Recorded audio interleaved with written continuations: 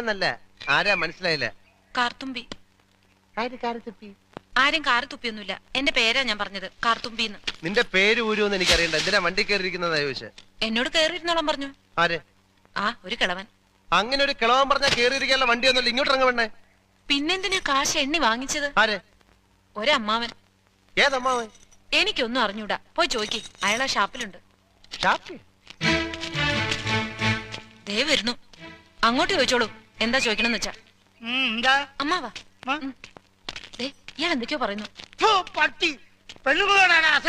മര്യാദയ്ക്ക് സംസാരിച്ച് ചവിട്ടേണ്ട. ഇയാളാണോ ഈ പെണ്ണിന്റെ കാശ് വാങ്ങിച്ചത്? അമ്മാവൻ കാശൊന്നും വാങ്ങിയില്ല.